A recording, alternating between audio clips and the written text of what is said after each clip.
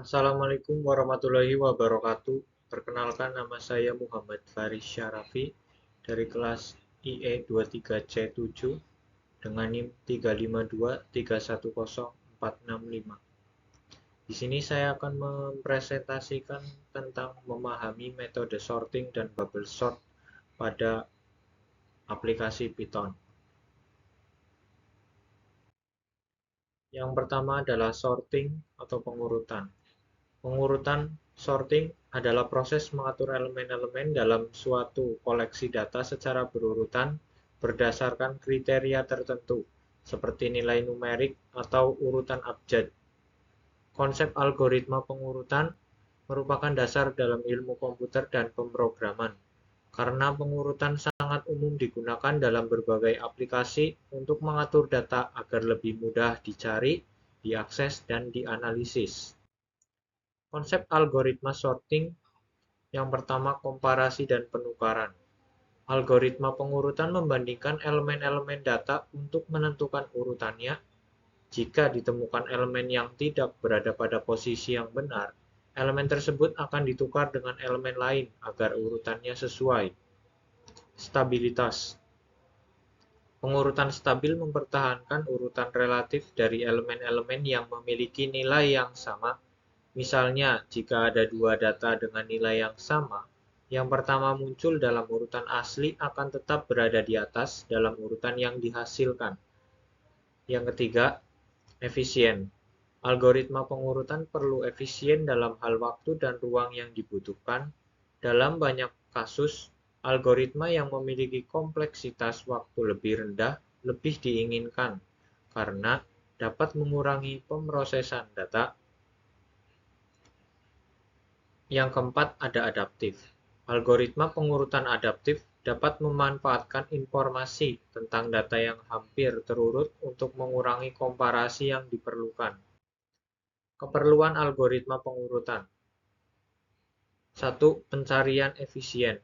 Data yang terurut memungkinkan pencarian efisien, misalnya dengan menggunakan algoritma pencarian biner.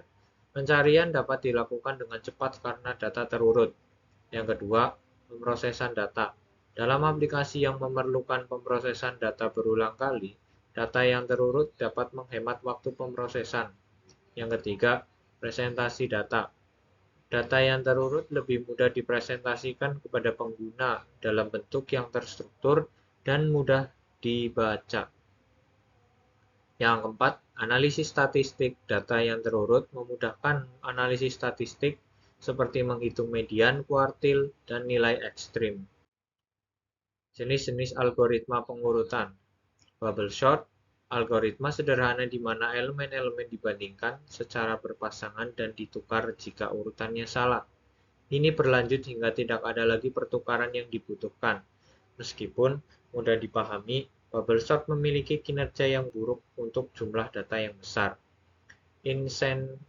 Insertion sort.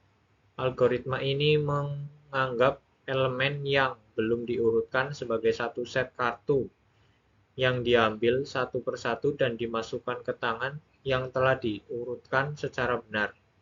Ini cocok untuk data yang sudah dalam keadaan hampir terurut. Yang ketiga, selection sort. Algoritma ini secara berulang memilih elemen terkecil dari sisa data dan menukar elemen tersebut dengan elemen pertama yang belum terurut. Ini diulang hingga seluruh data terurut, seperti bubble sort. Selection sort tidak efisien untuk jumlah data besar. Bubble sort. Bubble sort adalah salah satu algoritma pengurutan yang sederhana, tetapi biasanya tidak efisien untuk digunakan pada data dengan jumlah yang besar. Prinsip dasar bubble sort adalah dengan secara berulang membandingkan pasangan elemen bersebelahan dalam koleksi data dan menukar mereka jika urutan mereka salah.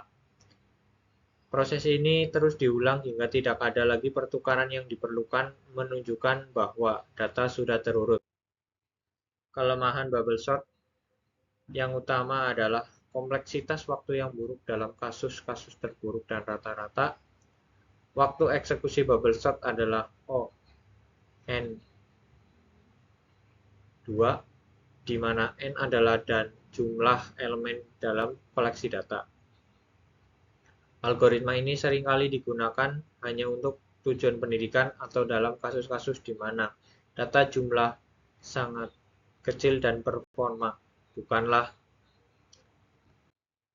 insertion sort. Insertion sort adalah salah satu algoritma pengurutan sederhana yang bekerja dengan cara membandingkan dan menyisipkan elemen-elemen data dalam urutan yang benar satu persatu. Prinsip dasar insertion sort adalah bahwa algoritma ini mempertimbangkan setiap elemen dalam data dan memasukkan ke dalam posisi yang tepat dalam subkoleksi yang telah diurutkan sebelumnya.